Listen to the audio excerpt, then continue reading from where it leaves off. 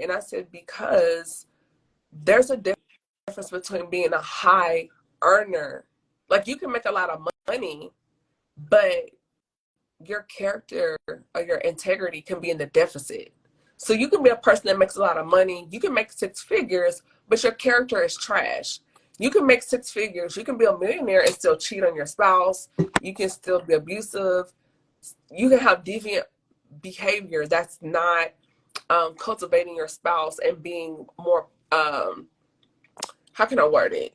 You're growing each other. Because, the word of God says iron sharpen iron. But what does money have to do with it? And then too, if you're building your identity off what you make, what if something happens and the market crashes and you lose everything and you strip all that away? Who are you as a person?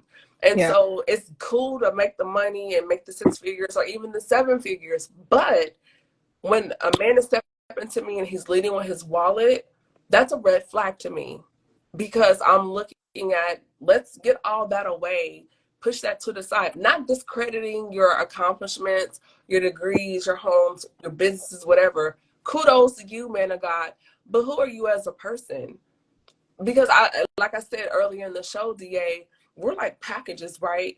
We have different bows and buttons and sprinkles, wrapping both.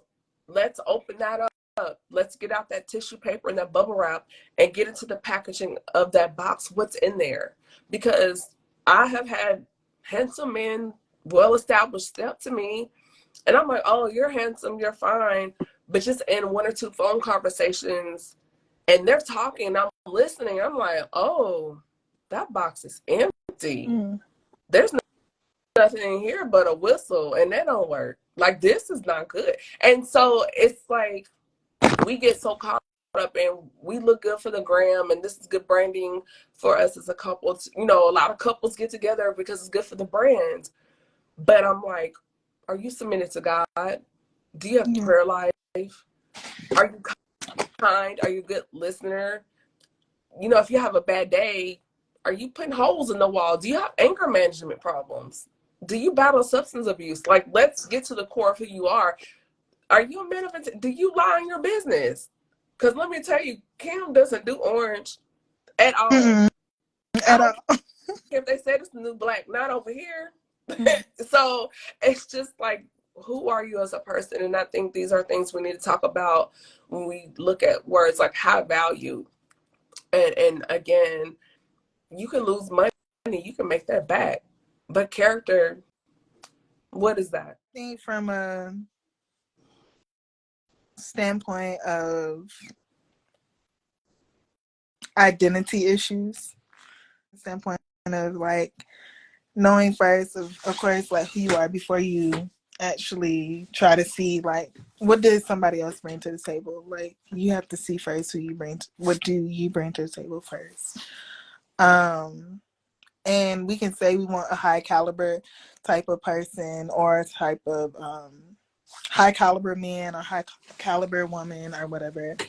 But being able to see first, like, what are you first, And I say identity because, like you said, if all of those things were stripped away from you, if you went broke tomorrow, then like, who are you? What are you going to do? Like, if your money has defined you, then now what defines you? Yeah, what's that scripture? What profits a man to gain the whole world and lose his soul? And to lose his soul, and I think even going back to being rooted in identity, because first, if we're talking from a ministry standpoint of view, if we're talking from a biblical standpoint of view, you're first a child of God before anything, So after all of these titles are stripped away, after I'm no longer a designer, because you have to think about it, like when we reach a certain age, we're not going to be the same thing. We're not going to be able to do the same things that we're able to do now, right?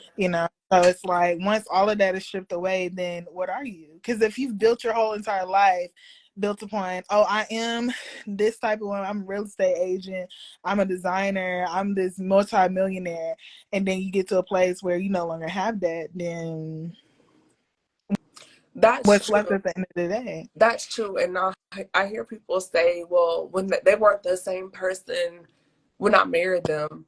Isn't that not the point? Because if you get married at 25, 30, 35, most people have a personality shift about every 45 years. Yeah. So we got married and we've been married 10, 15 years. You've had life experiences and that's going to cause you to change. So no, you're not going to be the same person that you were 10 years ago. And we're And so, not supposed to. right. And so I heard